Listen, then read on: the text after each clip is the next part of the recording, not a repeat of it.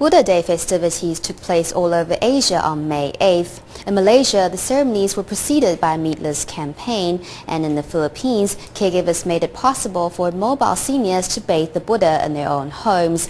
And in Guangdong, China, Tzu Chi volunteers went on a backbreaking search mission for the ceremonial white flowers that were hard to find this year. But first, let's go to Shanghai, where the stately celebrations brought peace and even tears to the participants. Here in Changfeng, Shanghai, participants at the Buddha Day ceremony feel as pure as the lapis lazuli Buddhas. Every movement to complete the ritual is meticulous and practiced. The atmosphere at the Tzu Chi liaison office is pious and serene, and the sacred occasion moved some to shed tears of repentance. Elsewhere in Shanghai, a Buddha bathing ceremony is also taking place at the Jiading Tzu Chi recycling station. Parents bring their children to offer their respect to the Buddha, while invalids seek spiritual peace.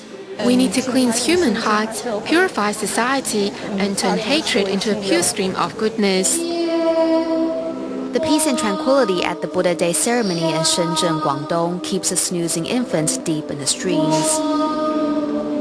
The white Michaelias as offerings at the ceremony did not come by easily. As the blooming season was postponed this year due to the weather, supply was disappointingly low. Volunteers literally searched high and low, climbing tall trees and scouring the community to collect these fragrant blossoms. Meanwhile, in the Philippines, even though the approaching tropical storm Eri brought some wind and rain, Tzu Chi volunteers went from door to door to give shut-in seniors a chance to observe Buddha Day. I'm feeling very happy. Volunteer Cai Xiuxia is 92 years old, and sitting next to her is 86-year-old Yang Zhenxian, who is one of the earliest Tzu Chi media volunteers in the country. On Buddha Day of Tzu Chi's 45th year, caregivers give thanks to their predecessors. Before the break of dawn, Tzu Chi volunteers in Johor Bahru, Malaysia have already arrived at the ceremony site. More than 2,000 offerings were made by volunteers and community residents, old and young, who pray together for peace in this world. In addition to the grand ceremony, volunteers also plan to get 10,000 people to go meatless for a day on May 8th.